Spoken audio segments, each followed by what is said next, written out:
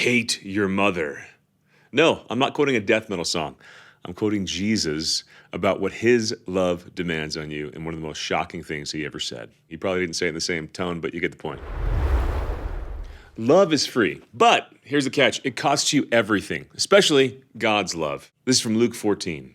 Large crowds were traveling with Jesus, and turning to them, he said, "If anyone comes after me and does not hate his father and mother, wife and children, brothers and sisters, yes, even their own life, such a person cannot be my disciple.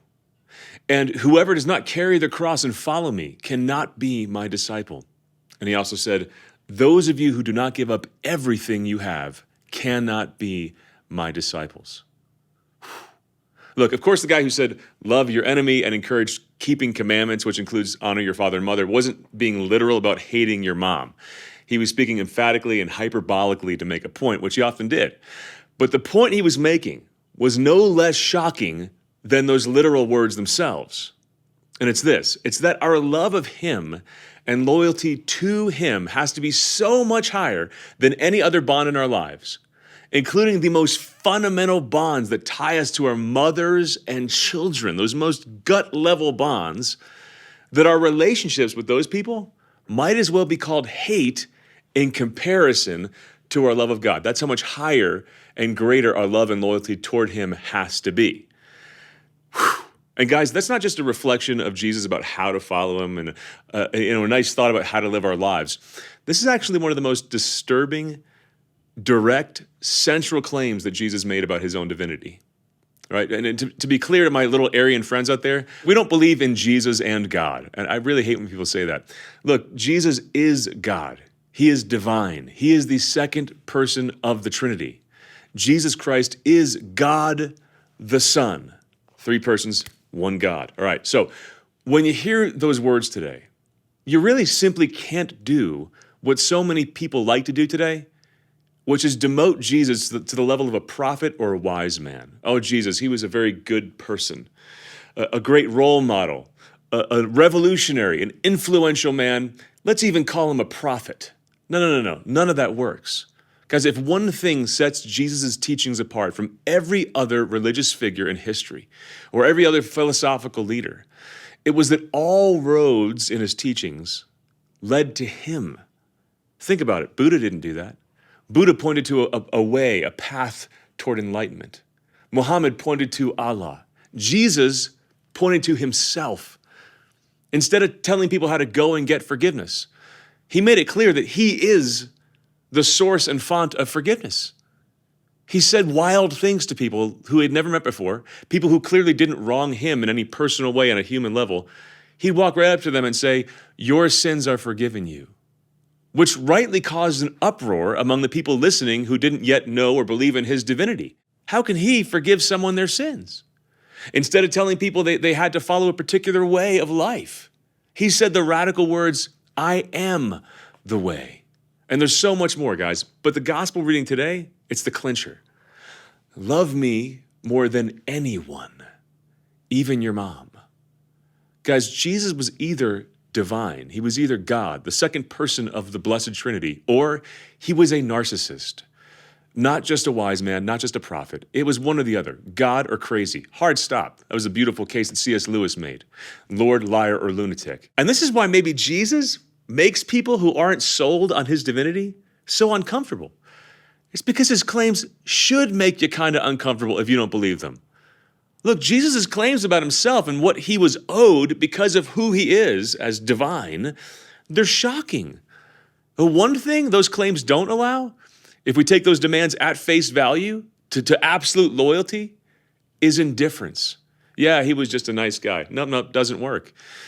In his book, Jesus Shock, Peter Kreeft talked about how you can talk about anything else around the water cooler at work, but the moment you say the name Jesus, it falls like a big rock into the midst of the conversation. Silence. It introduces awkwardness because that name demands something of us.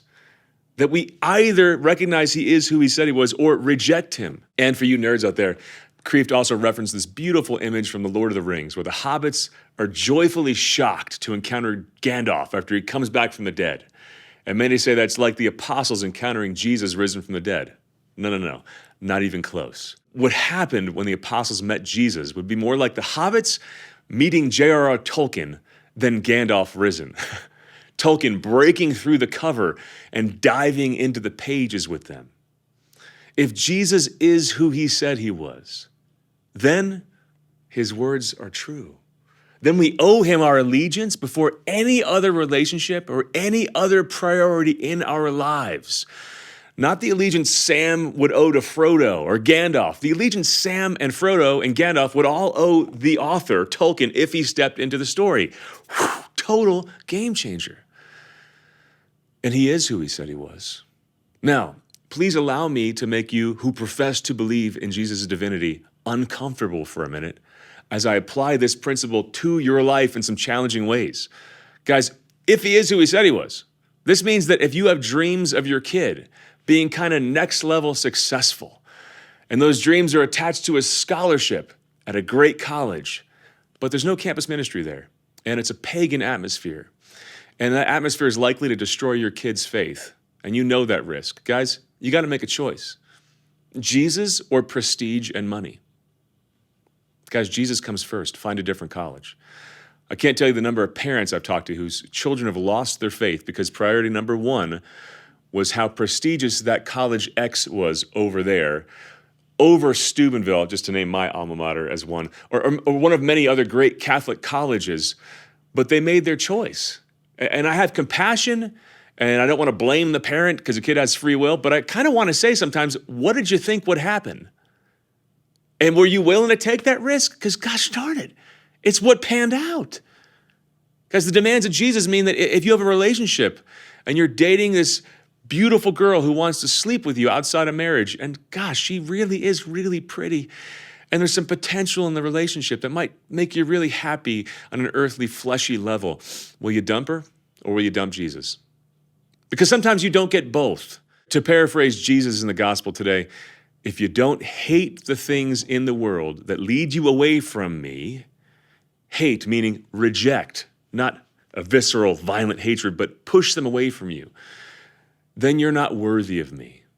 Guys, Jesus being number one, being who he claimed to be, means that you need to be willing to talk and hold yourself in a way that's going to distance you from some family and friends. Are you going to be the new you anyway? Or are you going to act like your old self around them to make them comfortable? If you got a career that's making you go to bed at night with a troubled conscience, well, what do you pick, guys? Jesus or that great money, those golden handcuffs? Listen, you don't always get to pick both. Dietrich Bonhoeffer, the famous German Lutheran pastor who was martyred because he stood against the Nazis, he wrote one of the best rants I've ever read about a Christianity with no demands. And he calls it cheap grace. Cheap grace, he said, is the preaching of forgiveness without requiring repentance, baptism without church discipline, communion without confession, absolution without personal confession. Cheap grace is grace without discipleship, grace without the cross, grace without Jesus Christ, living and incarnate. Costly grace is the hidden treasure in the field.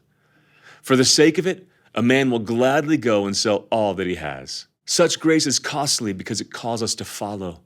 It's grace because it calls us to follow Jesus Christ. It's costly because it costs a man his life, and it's grace because it gives a man the only true life. It's costly because it condemns sin, and it's grace because it justifies the sinner. Above all, it's costly because it costs God the life of his Son. You were bought at a price. And listen to this, what has cost God much cannot be cheap for us. Above all, it's grace because God did not reckon his Son too dear a price to pay for our life, but delivered him up for us. Costly grace is the incarnation of God. Whew, man, it gives me chills reading that because I know that Bonhoeffer lived those words, knew the absolute allegiance he owed to Jesus Christ, which trumped the allegiance that he owed to his local government as it became Nazi. And he paid the ultimate price, following the Lord who paid the ultimate price for him. Guys, in our own ways, it's what God wants of us. The love God offers you is free, but look, if you want it, it's going to cost you everything. And why? Because it cost him everything. And that's how love works. When I offered my wife my life and presented a ring to her, I was going to say, will you marry me? But I said, that's really literally how it happened. And she said, yes, thank God. 6 kids later, I'm talking to you right now. But look, guys, what I didn't want in response to the gift I was offering her of my life was a bargain, was a part of her heart, was an hour a week and some of her allegiance. No, I was giving her my all. I wanted her all. And that is the only way to understand the Christian path, Christian morals, Christian asceticism. Christian life isn't a cold, stoic, tired out thing. It's the fire of love. That's the heart of Christian morality and asceticism and everything you might ever sacrifice for your faith. It's not because some ideal comes first, it's because Jesus comes first above everything else. To look to someone else who, like Bonhoeffer, but in her own way, sacrificed everything for Jesus. A hero of mine, St. Clare of Assisi. I love thinking of this beautiful, young, wealthy woman just being smitten and falling in love with Jesus as she heard the message of St. Francis and falling in love with the life of St. Francis, the way he followed Jesus so much that she entered monastic life. I love thinking of this woman who had everything and all her worldly beauty kneeling on the cold, hard floor of the chapel of Mary of the Angels in Assisi, which Francis had rebuilt by hand. And there she traded her beautiful dress for a sackcloth. And St. Francis himself cut the golden locks from her head as she took vows of poverty, chastity, and obedience. Claire went from riches to rags. Guys, her family thought she had lost her mind, and they came to drag her off, literally. She grabbed onto the altar, and she wouldn't let go. Her father gave up the tug of war between him and God. When Claire took off her veil and showed him her freshly chopped head of hair, her dad just left stunned. I could sympathize with the dad. Look, he wanted to give his daughter everything, but she left the, quote, everything of this world for something more. What is that something more? Claire wrote that we should, quote, love him totally, who gave himself totally for your love.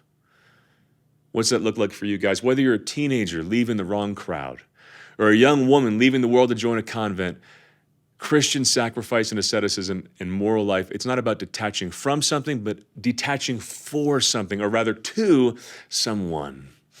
By the way, quick tangent, I'm really excited about this. I'm leading a retreat to Assisi for the 800th anniversary of Francis's death next October. It's going to be a pilgrimage unlike any other, link below in the show notes. Come with me. But when I asked my bride to marry me, I wasn't only turning my back on the world, on the endless possibilities of other women, nights out with the guys, freedom to do whatever I wanted. I was turning my back toward the love before me. Guys, what's standing between you and a deeper walk with God? Is it a major sin? Or maybe more insidiously, it's just some stupid minor comfort that's holding you back from becoming a great saint. The courage behind every next step from you today to saint, insert your name here, comes from remembering the love before you is better than the life behind you. You got to ruthlessly eliminate from your life, as if you hated it, anything and anyone standing between you and the will of God. Anything. Guys, I would do anything for my wife, but my first allegiance is with Jesus. I would not sin for my wife. And here's the beautiful irony of it all, guys. It's the strange promise given to those who put God first. As C.S. Lewis said, when we put first things first, we get second things thrown in. But if we put second things first, we lose both first and second things. Did you follow that? Guys, nothing gives you back all the loves of your life, only better, except this, putting God's love in front of all of them in first place. Look, I'd do anything for my wife, but I love God more. Natalie's told me many times that I'm second place for her. I love you, Chris, but I love Jesus more than you. Ironically, I feel the same way about her, and that's why we have a happy marriage. During the years of marriage where everything felt so painful and confusing and dysfunctional, do you think it was my love and warm fuzzies for my wife that kept us married? Or kept me loving her or her loving me? No. Guys, there are times in our marriage where only our love for Jesus kept us willing to love each other. Stay married long enough, you'll go through those times too. And guys, we lasted through those times. We fought through those times, literally. And we have a great marriage today because Jesus comes before her. And that's true in every relationship in our lives. But guys, this principle applies to everything. The person who's putting their career first, even before God, you think they're really free to enjoy it or take risks to grow it? No, they'll be terrified about holding on to it. The person who puts their friends first, even before their relationship with Jesus. You think they're really enjoying those friendships? You think they're actually healthy friendships where people are leading one another to the good, to heaven? No. Look, when I see a teenage kid tying their identity to their group of friends, they'll do anything. They'll do anything for that group of friends. They'll even sacrifice their own sense of worth and their own identity to hold on to those friendships. So they put the friends first. They lose real friendship in the process. Or think about a parent who's really clinging to their children and says, my child is everything to me. No, guys, I love my kids. My kids are not everything to me. God is everything to me. But if a parent starts to make children God, children and their happiness and their success the idol, you think they actually enjoy the relationship they have with that child? No, it becomes a codependent mess. And side point, guys, it's only a parent who loves God more than that kid's comfort, who knows how to raise that kid right, how to place limits on a kid who's being rebellious for a while, which will eventually produce a better kid, thanks be to God. But you got to tough it out through those times when your kid's saying, I don't want to go to church. Well, too bad. I don't want to stop dating that guy that you don't trust. Too bad. I hate you, Dad. That's fine. Cool. I'm doing what's right before God as a father, and your 5 other siblings really like me a lot. So 1 out of 6 isn't that bad, and you'll come around. Discipleship costs everything. But when you put God first, everything is what he wants to give back to you. Healthy relationships where you don't confuse people with God. A clean conscience. The joy of holiness. Hopefully, good kids, but that's up to them too. And if I can add to the list, guys, research has proven that holy people are actually more likely to describe themselves as, quote, very happy. They have healthier habits. They do more good in the world. They have happier marriages and are less likely to get divorced. They even live, on average, 4 years longer than people who don't go to church or have God as an active part of their lives. We'll link to all that cool research below. And none of that's prosperity gospel, guys. It's just cause and effect. People living good lives, rightly ordered under one God as their first allegiance, their first love, are just more likely to end up experiencing the fruit of a life well lived. But even when you don't, you can get the real success of having God, a clean conscience, and a purpose-filled life of real joy. What else matters? Guys, as the one who said, take up your cross and follow me promised, whoever wants to save their life will lose it. But whoever loses their life for me will find it. Keep God first place. God bless you.